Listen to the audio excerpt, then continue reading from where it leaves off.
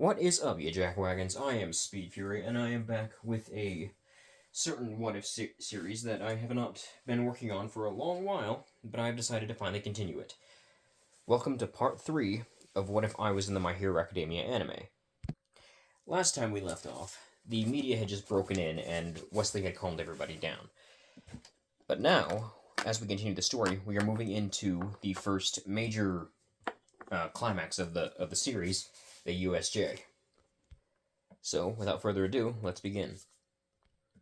As Wesley was walking to the gate to UA, he noticed that there was, well, less reporters than there were last time, but there were still reporters nonetheless.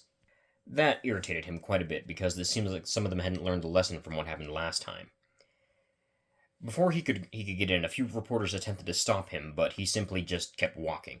When one tried to grab him by the shoulder, he sent out a minor shockwave from his body, a shockwave that was blue in color. The shockwave didn't really do much damage; just gave him a bit of a shock to let them know not to touch him. He kept walking in and walked into the classroom. Everybody else was already there. Overnight, he'd managed to finish at least four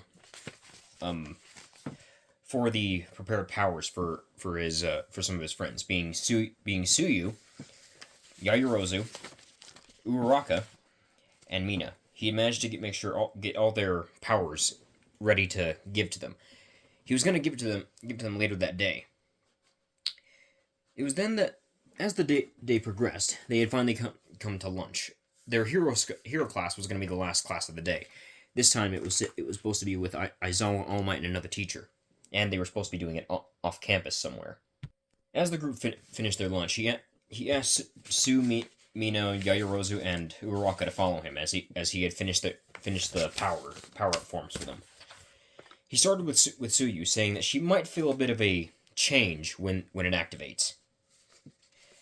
As he transferred the power over to Suyu by pointing his finger at her, Suyu's height began to increase, and her body became visibly more attractive. Her hair turned a bit more of a olive green instead of the normal seafoam green that it was, which surprised Wesley, as it normally wasn't.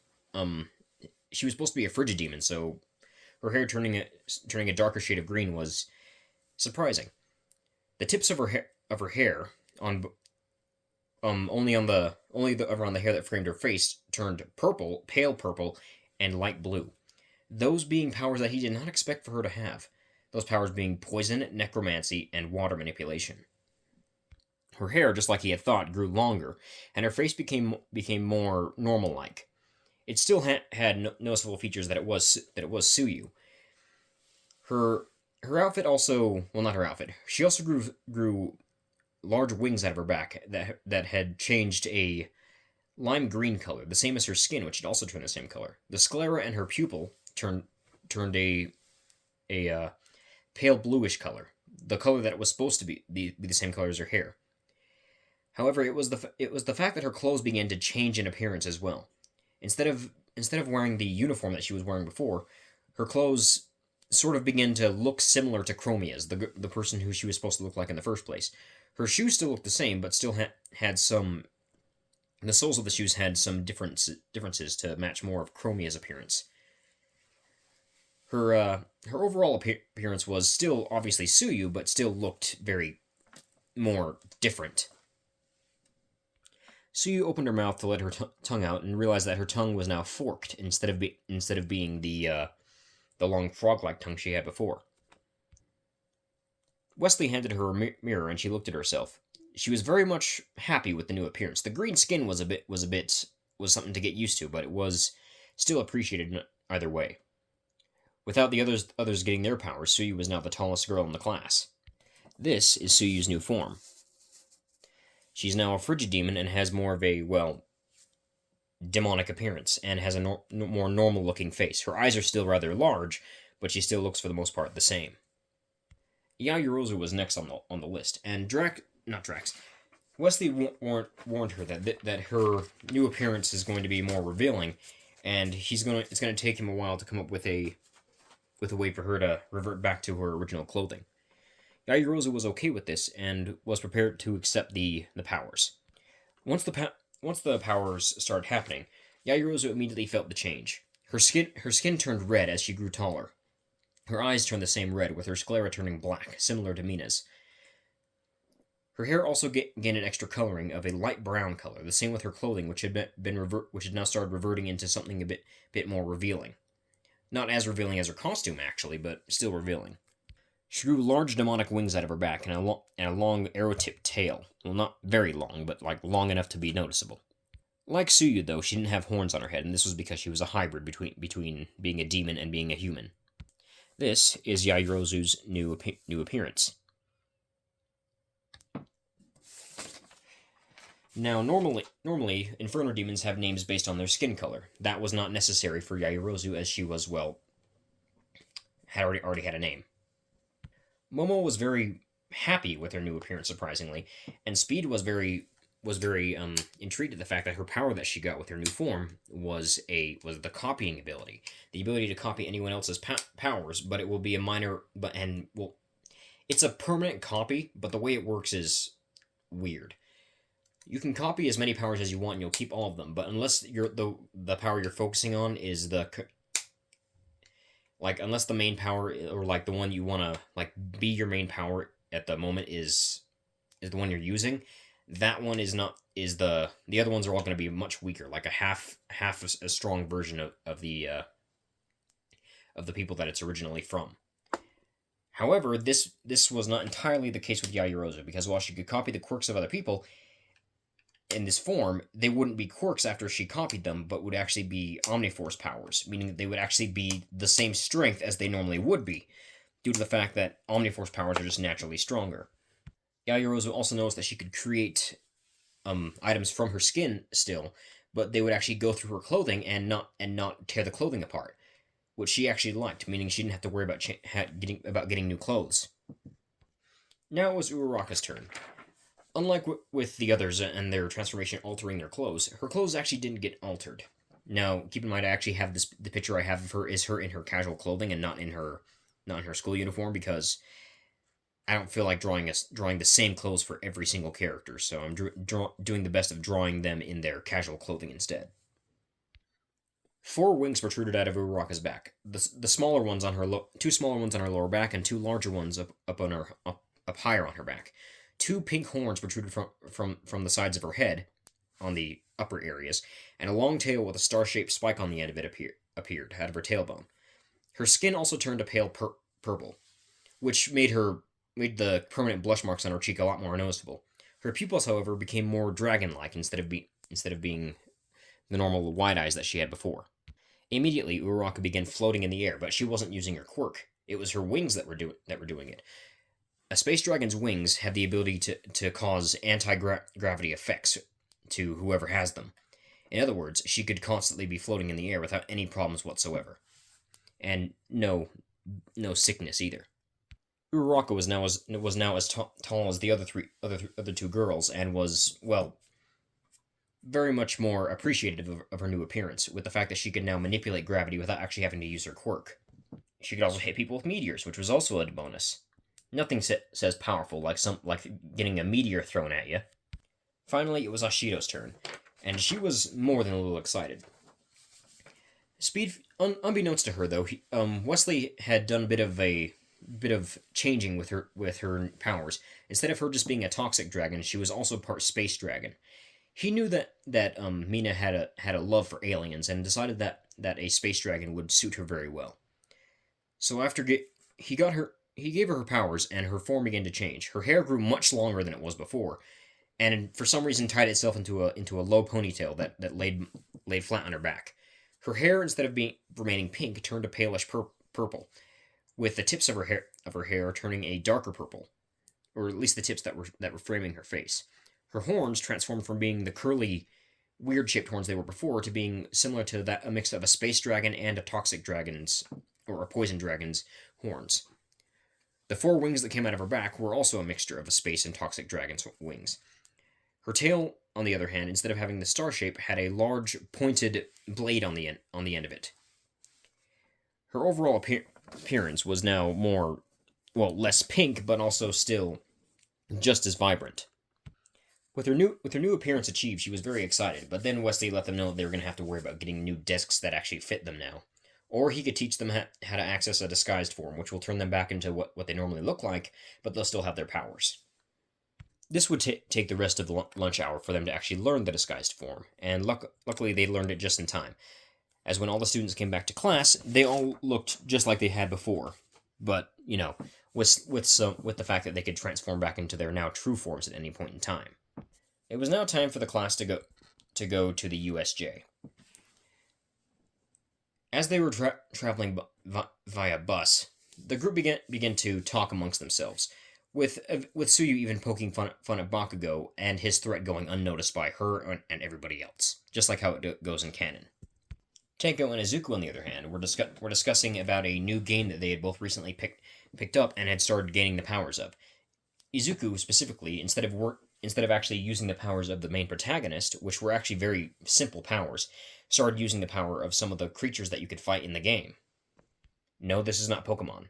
Tenko was unsure if that was even safe for Izuku to do, but he still let him anyway. He was sure Izuku could overcome that if he wanted to. Besides, if he couldn't, there was more than enough people that had copies of One for All that could easily knock some sense back into him. Unfortunately for the class, when they arrived, All Might was nowhere to be seen, and when Aizawa asked the new hero, who was 13, who Uraraka was very much geeking out over, 13 had said that All Might had been stopped by Principal Nizu to have a word with him. Unlike in canon, All Might actually has been fully healed and doesn't have his injury anymore. Unfortunately, though, he still has to get stopped by Nizu, and Nizu wants to talk to him a little bit. Unbeknownst to them, that would be unfortunate for the students, or would it?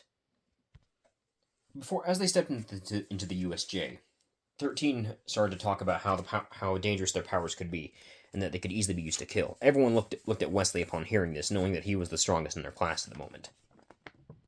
However, Wesley then noticed a black swirling vortex opening in the center of the USJ nearby the fountain, and he wasn't the only one that noticed. Izuku and Tenko were not far behind in that, and they had also spotted it. Wesley immediately activated the helmet on his suit, which covered up his face and put up his hood. He also notified Aizawa that there was something happening down in the middle of the USJ. As the students and the teachers looked on, they saw several figures step out. One of them was a large purplish black beast with an exposed brain walking out. He had like a bird-shaped head for some reason. Next to him was a man who was wearing some kind of purple and black mask covering the lower part of his face. He had long hair and was dressed rather odd. The black smoky stuff seemed to also be alive, seemed to be a person with a quirk, a mutation quirk if Wesley was not mistaken. Aizawa, realizing this, told everybody to immediately start heading back to the bus, as those are actual villains. Wesley immediately made sure to get everybody out of the building. Unfortunately, they were stopped before they could actually make it out by the misty villain from before, the one who had the glowing yellow eyes. 13 was about to do something, but then Bakugo rushed forward to try and attack him. However, he was stopped when a blue aura covered him and yanked him backwards. Wesley giving him a glare through the glowing red eyes in his mask, saying, "What the hell is wrong with you? You have a death wish?" Bakugo got in Wesley's face, saying that he was about to take out that misty piece of crap. But Wesley said, "You could have gotten yourself killed. 13 was just about to do something." The misty villain took note of this and said he was a smart student for pulling his friend out of the way in time, but it would not stop them from being separated. The misty villain then used his smoke and began to separate the students one by one, only a few students being left behind. Now we're going to be switching point of view to somebody else. As the smoke cleared, Izuku opened his eyes to see that he was falling towards water. Thinking fast, he transformed into what was apparently some kind of jet and flew towards the boat before transforming back to normal, landing on the boat nearby. It wasn't long before two other students joined him, being Suyu and Tenko. Suyu had transformed into a weird tall form that looked similar to one of Wesley's designs. She now had large, icy-looking wings on her back, longer hair, and had an overall normal-looking face. Tenko had transformed into a strange-looking fish-like creature holding a large, what looked like some kind of harpoon gun? He also had 2 barrels on his back that looked like a jetpack of some kind. In case you guys don't know what I'm talking about. Can't believe we got caught like that, said Tenko. Wesley's gonna kill me for letting myself get caught off guard. I think he got caught off guard just as bad, said Izuku. They were looking down at the villains that had surrounded them. Unluckily for the villains, these were some of the strongest members of Class 1A, and they were going to regret their decision. Anyone got a plan? Said Tsuyu. Her voice was lacking in the croaky department now in her true form. Izuku thought for a minute before a light bulb went off in his head. I think I have one. Tenko recognized that look in his eyes and said, "This would be your first time using that, are you sure?" Izuku nodded before his body became covered in a blue light. Izuku's body began to grow in size. However, it was then but instead of growing taller, he grew what seemed to be just larger. But his body was becoming more quadrupedal instead of bipedal. He grew scales all over his body and a long, spiky tail.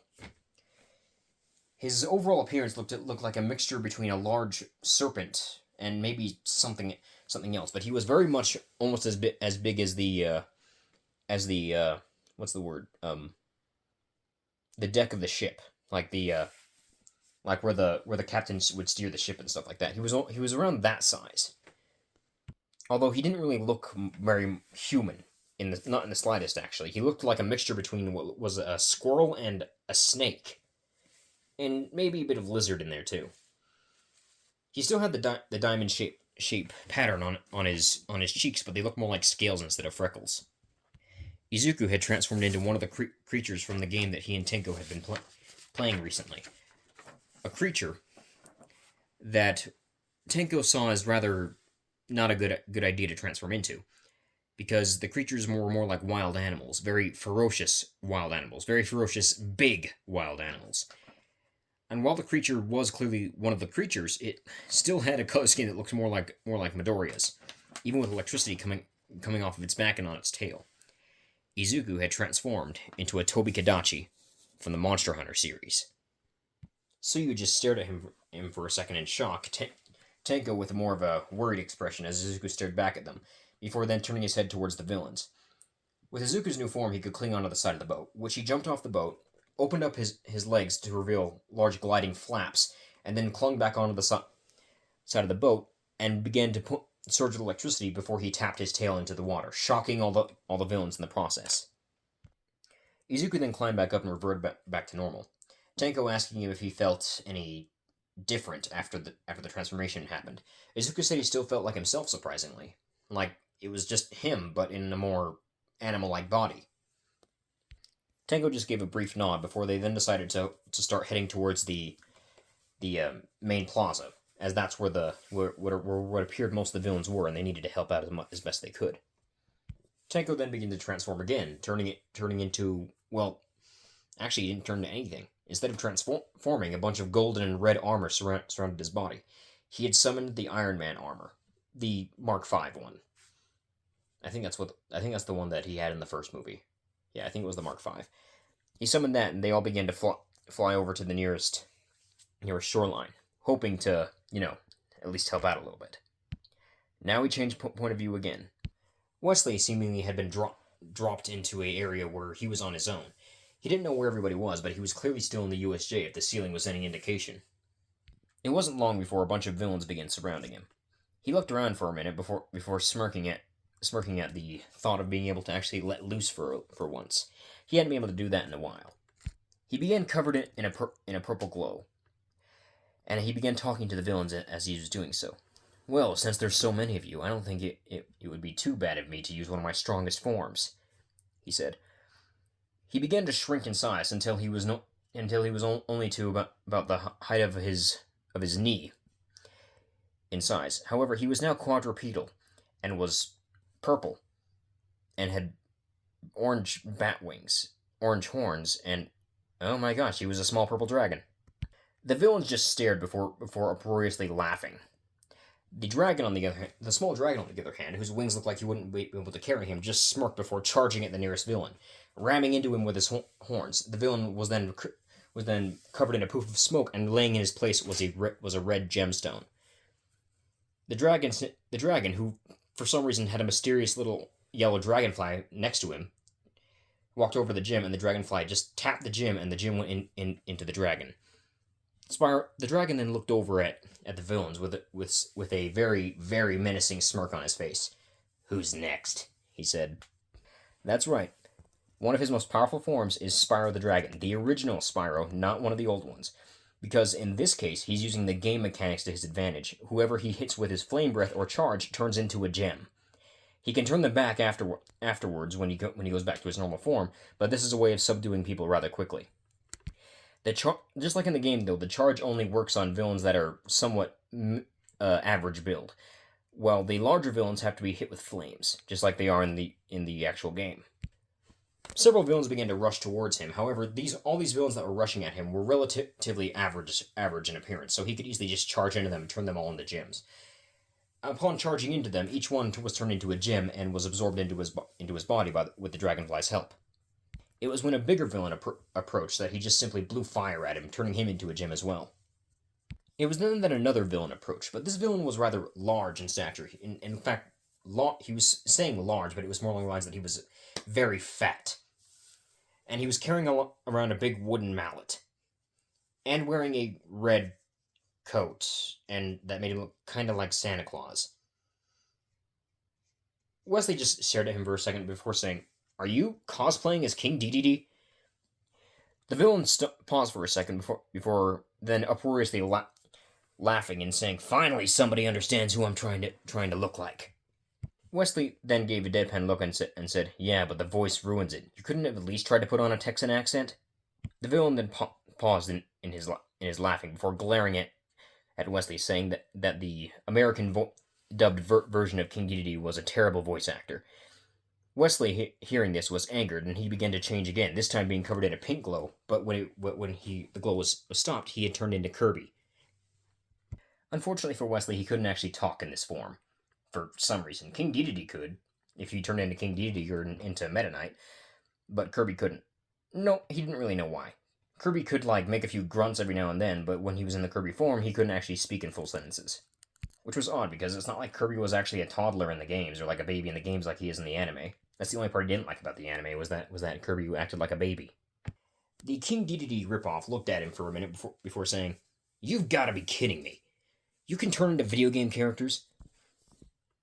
The Kirby, or Wesley, just looked at him with an arched eyebrow. Like, "I just turned into a video game character 2 seconds ago. Now you realize it?"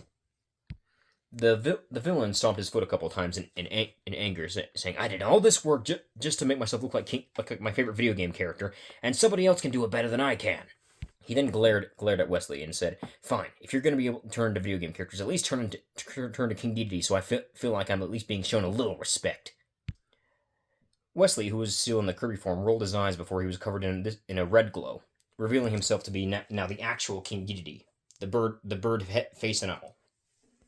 "All right then," said Wesley with the Texan accent that King Dedede was known for in the anime. "If you want a brawl, I'ma clobber you, imposter." The villain's eye twitched at this, being irritated at the fact that he chose using the voice that King Dedede had for his English anime counterpart, and rushed forward. I say rushed because he wasn't really going that fast, because once again, he was extremely fat. Wesley, on the other hand, reached into a pocket that mysteriously appeared on his clothing, or whatever King Dedede wears, and pulled out a large spiked Gordo before tossing it into the air and chucking it at him with his hammer, hitting the villain straight in the face and knocking him out cold. "Well, that was underwhelming," said Wesley. Covered in a blue glow, he turned back to normal. "I was hoping for much more of a fight than that. The dude really needs to work on his actual physique." Like what Izuku Tenku and Tsuyu did, he began hurrying to the middle section of the USJ to possibly go help. Upon arriving, he noticed two large dragon head-like things heading towards three students who he recognized right off the bat as Tsuyu, Tenku, and Izuku. He immediately rushed forward as he was covered in a glow again. Both dragon heads were blown into dust by two white blasts of what appeared to be some kind of hot, searing energy. The villain looked over to see a skeleton with basketball shorts and slippers and a hoodie. The villain, not knowing what the heck this was, but the lazy grin that the skeleton was giving off was angering him a little bit, like he wasn't taking him as a serious threat. The villain then launched more of the dragon heads towards the skeleton, only for him to be shocked as two bone-like dragon heads appeared next to the skeleton and blasted the white energy that it had blasted before at him, incinerating the dragon heads. The two white orbs that functioned as the skeleton's eyes disappeared, showing nothing but black sockets. You know, if you do something like that again, said the skeleton, before his left eye reappeared, bigger and glowing a blue and yellow color, you're gonna have a bad time. Meanwhile, Tenko and Izuku had face faulted at the fact that he had chosen to use Sans the skeleton as one of his characters for this fight. It was then the Mist villain appeared behind Wesley, now still in his Sans form, trying to attack him, but Wesley simply just dodged out of the way before looking at the Mist man with the lazy grin back on his face and before saying, "Hey, you missed." It was at this point that Tenko just shouted at Wesley, "Will you stop playing around and actually do something?" Wesley, who was still dodging the Mist villain's attacks, simply said, "Everyone's a critic," before he was covered in another glow. He began to grow in size, and as soon as the Mist villain began to attack, this time his hit connected. Unfortunately, it barely did any damage. The Mist villain and all the other villains looked up at the large sight before them. Instead of a human boy or a skeleton standing there, was a large red and blue robot with what looked to be the cab of a truck on the front of his chest. The robot cracked his robotic neck to everyone's rather odd and confusion, because robots should not have any bones to be able to crack like that.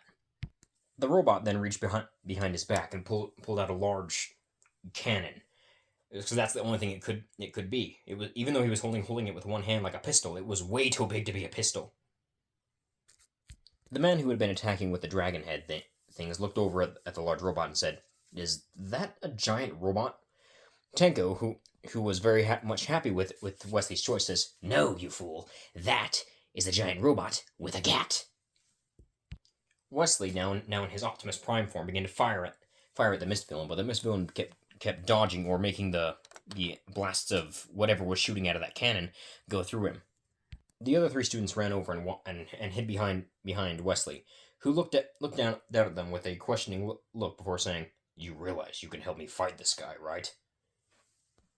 The other three villains, or two villains and whatever the big thing was, were now on the offensive, as this boy, whatever his quirk was able to transform it into weird things that were really broken, and they shouldn't be that broken. The guy who was clearly the leader of these villains looked over at Wesley and said, "And who do I have the pleasure of addressing?" Wesley, still in his Optimus Prime form, looked over at the man before saying, "That's none of your business. But at the end of this day, one shall stand and one shall fall." "You had to say the line, didn't you?" said Tenko. "Couldn't help myself," said Wesley.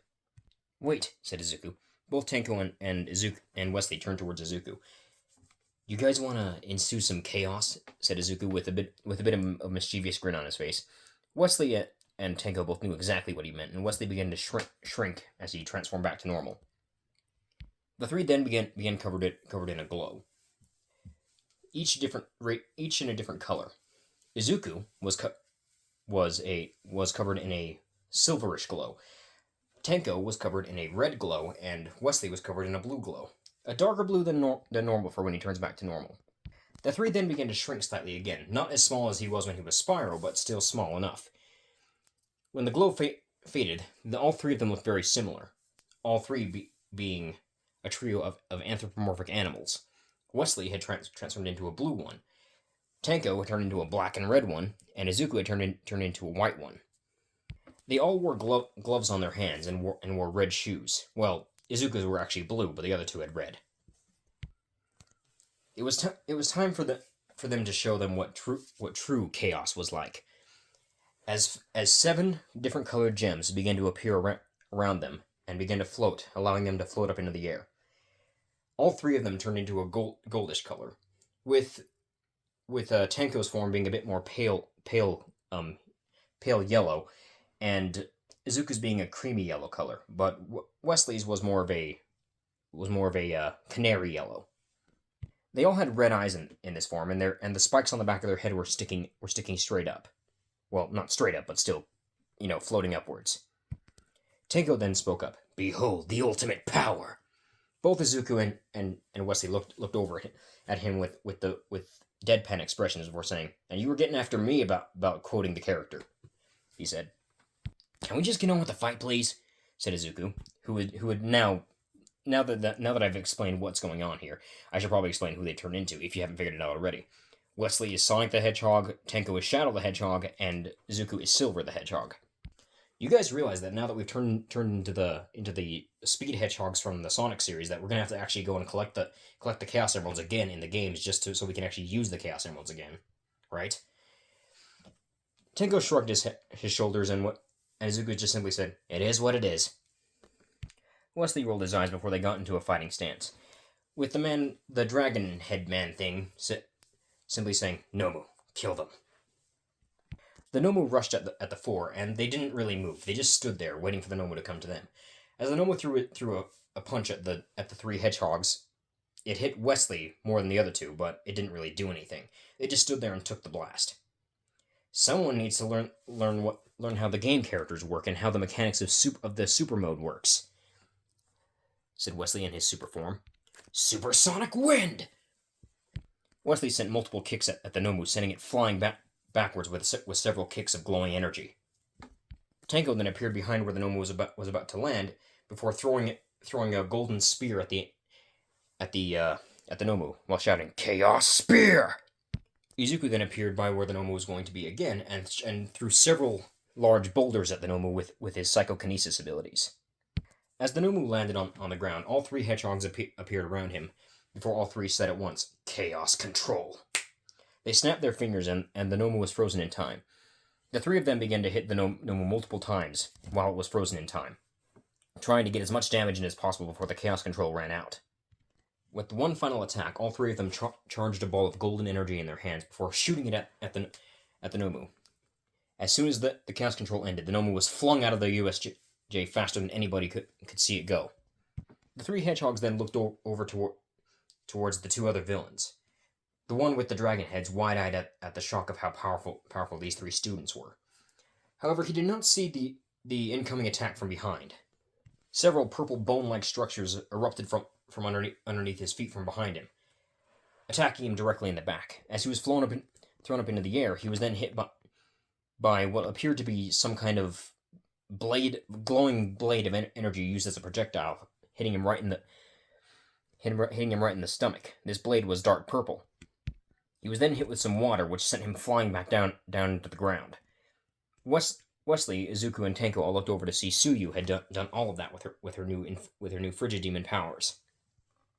They all gave her the "what was that about" look, with Suyu saying, "I can't let you guys have all the fun." Unbeknownst to all the other villains, they were all too preoccupied with the fight that was going on in the middle to notice all the other students had finally gathered all back in the top of the stairs, including a very, very annoyed Yaoyorozu and Jiro, who were dragging Kaminari by the back of his leg up the stairs, who had overused his quirk. The lead villain, on the other hand, could not move. He was stuck. Well, not exactly stuck. He was paralyzed. Whatever Suyu had hit him with had paralyzed him, just temporarily. It was at this point that the Mist villain decided to grab the villain and get the heck out of Dodge. And then All Might showed up. Before he could finish his iconic sentence, he cut himself off as he realized that something was wrong, and there were a bunch of unconscious villains all over the place. "Hey," said a voice that All Might hadn't heard before. He looked over to see what appeared to be a glowing yellow floating anthropomorphic hedgehog. "You kind of missed the party, All Might," he said. Noticing the other two glowing hedgehogs, he figured that must be Wesley, Tenko, and Izuku. All Might scratched the back of his head sheepishly, realizing that he probably shouldn't have been talking to the principal as long as he had, otherwise he may have been able to actually help out. After the whole ordeal at the USJ, the students were given off a couple couple days to, have a break from all the tension they've been dealing with, especially with the whole villains attacking and everything. However, there was one thing that the group was looking forward to the most: the sports festival. They knew that was coming up. Wesley wasn't as excited as everybody else because Wesley didn't really like performing for people. His powers were meant to be used to protect people, not perform. And to him, the UA Sports Festival was nothing but a way for people to, well, just watch a bunch of students beat the crap out of each other. He knew that the internships were an important part of the whole thing, but still didn't like the thought of it.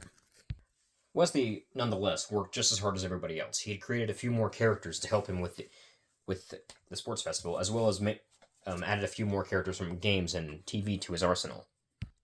However, before the sports festival came into play, the day came where, well, of course, Shinzo would challenge 1A and by default 1B to, well, as a declaration of war. Upon hearing that he could take the place of one of the students in 1A, Wesley spoke up. "Oh, please do.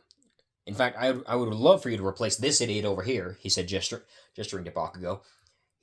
Bakugo, who glared at him and growled at him, before Wesley then said, "Unfortunately, though, he's powerful, and he's one of the strongest members of this class, so we can't get rid of him that easily. However," he said, reaching down and picking up Mineta by the top of his head, "we can get rid of this guy. Please do better so we can get rid of him," he said. Mineta looked up at Wesley with an angry look on his face before saying, "What did I do?" Wesley glared back before saying, "You're a pervert, that's what," before tossing him over his shoulder like a football. A few more days passed, and then it was time for the sports festival. This time, though, Wesley had found out that he was supposed to give a speech, which he really didn't want to do. They were all in the waiting room currently, waiting for it to be called out. And when they were, Wesley was about ready to lead everyone out, and then Todoroki stopped him. Manchester. He looked over at Todoroki with an arched eyebrow. "From an objective standpoint, I'd say you're stronger than me. But I am going to beat you." Wesley just rolled his eyes before saying, "Yeah, not with using only half your power, you're not. Look, don't get me wrong, I'm sure you're plenty powerful, but the fact that you refuse to use your left side for whatever reason, I don't really care what the reason is, shows what you're actually here for. I get the feeling you don't actually want to be here. And if you did, you would at least try to actually give it your all. One of these days, you not giving it your all is going to get somebody killed out there." Todoroki grew angry at this before saying, "I don't need my left side." "And what if someone's freezing to death, Todoroki?" said Wesley. "You gonna let them die? You gonna freeze them over more to kill them faster? Do you even want to be a hero?" "I'm going to be number one," said Todoroki. "So you're just like your father then," said Wesley. Todoroki froze at that. Wesley began walking away before saying, "Your father wants to be the number one hero too. I don't agree with the way he does things. He's killed more innocent people than I'd like." "Don't compare me to him," said Todoroki. I will surpass All Might with only my mother's quirk. I don't need that bastard, and I am nothing like him." "If you're nothing like him, Todoroki, then tell me, why do you act like him?" Wesley then began walking away with several students following behind him, some of them keeping their distance from Todoroki as he was visibly angered. As they entered into the stadium, Midnight called Wesley up for the speech.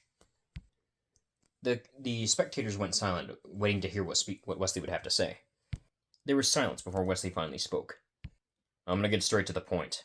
I'd rather not compete in this thing if I didn't have to. So I'm just gonna say this. I don't care what your quirk is. I don't care where you came from in life. If you're here, then you're here to do the best you can. If you half-ass it, if you don't give it your all, if you just waste somebody else's time, you're not worth mine.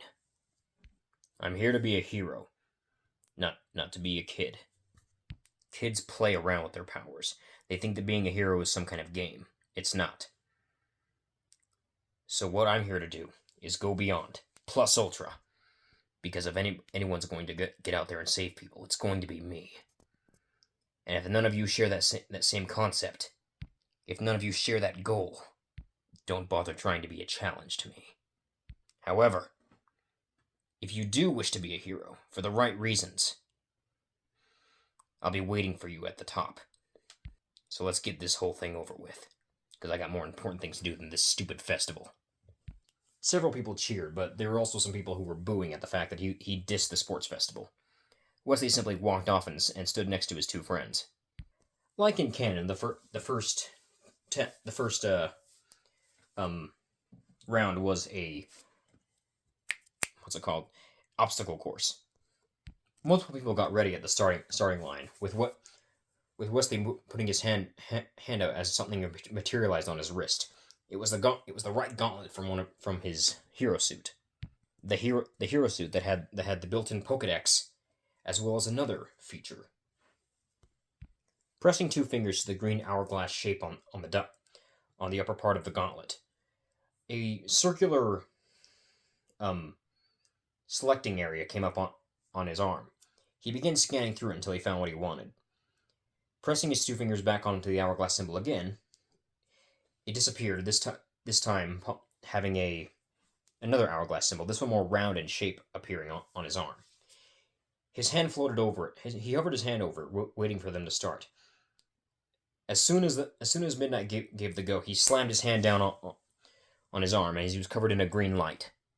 In his place stood the Kinocelerin known as Accelerate from the Ben 10 series. Before anybody could react, Wesley was already out of the other end of the tunnel. However, two other people had thought of the same strategy he had, with Izuku turning into Fast Track and Tenko turning into Jet Ray. As they came out the other end of the tunnel, they noticed the large amount of robots, including 3 zero-pointers. Without any hesitation, Izuku slapped the dial on his chest, transforming it into Way Big, punching one of the zero-pointers, while Wesley did the same thing, only clotheslining the other two zero-pointers, knocking them down. Wesley then transformed again, but not into another alien, instead turning into Sonic the Hedgehog again, only this time without the super form, and only in his regular form. He began to spin into a spin dash before launching himself forward, stopping right before he went off the edge to the large gap area. I don't remember what it's called. It wasn't long before Izuku, Tenko, and even Tsuyu had managed to catch up, with a few of the other members of Class 1A not far behind. Tanya Ida was among them, and was kind of a bit miffed at the fact that he was outsped by 3 of his classmates who did not technically have speed powers. Wesley's left gauntlet that appeared on his hands, this time having a weird white circle on his closer to his wrist. The circle began to glow in multiple different colors before finally deciding on one. The color was gray, and it had a white line splitting down the middle, as though making the circle look more like a do not enter area sign, just gray instead of red. On both halves of the circle, there was what looked like a skull head on both sides, before he was covered in a gray light. When the light died down, a humanoid rattlesnake wearing some kind of hat with a pistol in his right hand was standing in what was, I guess not standing because he doesn't have legs, sitting in Wesley's place. His tail coiled up as he began to jump from cliff to cliff, all the while making a cartoonishly boing noise as he did.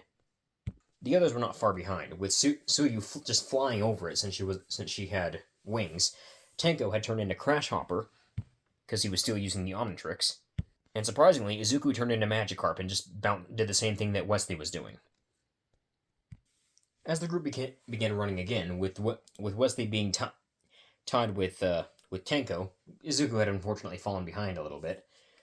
Bakugo then caught up and began blasting his way over the next obstacle, being a minefield. He was just keeping himself in the air with his explosions the entire time. Wesley and Tenko both stopped, with Wesley's now known as the Skylander portal glowing an orange color before he then turned it into Drobot. Blink and destroy. That's the only part I don't like, said Wesley as he transformed into Drobot. Every time he turned into a Skylander, he was forced to say the catchphrase that all the Skylanders had. Activate. His wings then transformed into thrusters as he began flying over the minefield, chasing after Bakugo. Tenko was not far behind. He had transformed into another one of the dragon characters, being Cinder.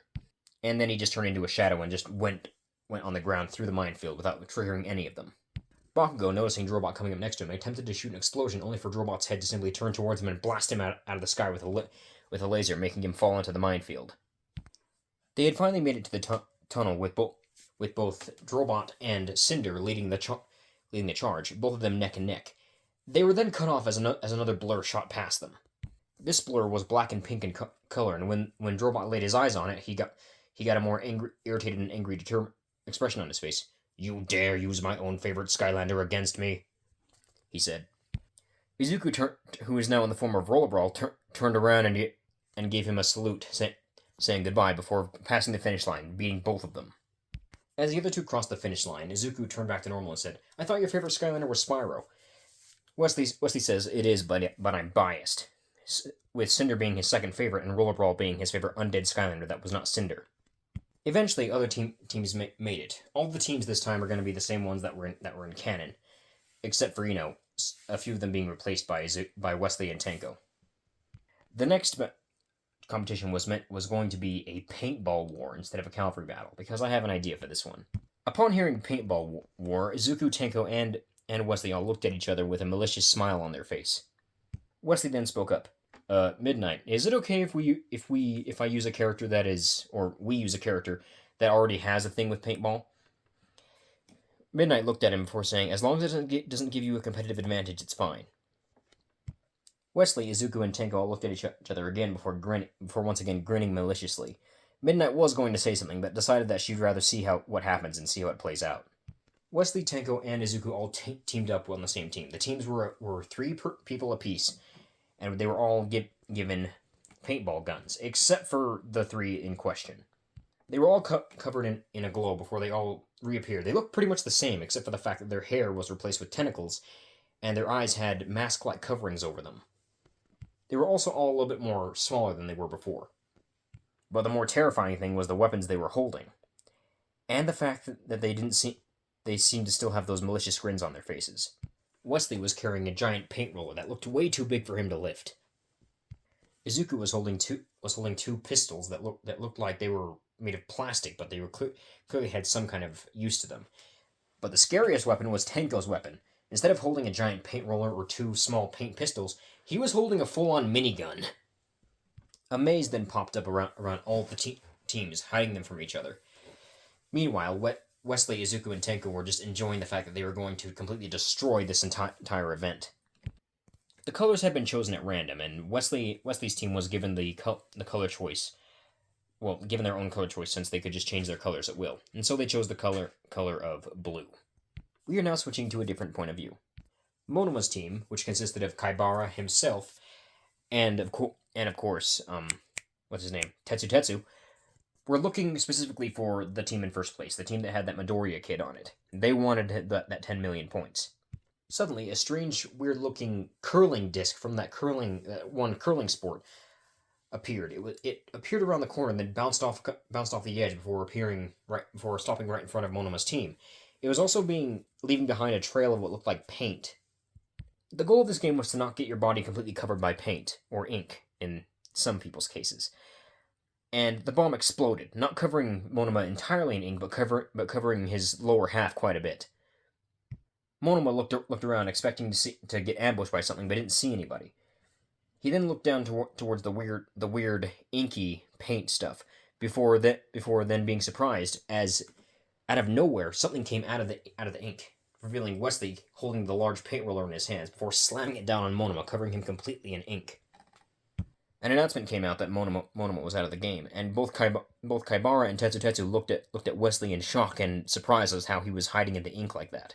Izuku then came out of the wall, which he had inked before Wesley had gotten Monoma when they were surprised by the bomb.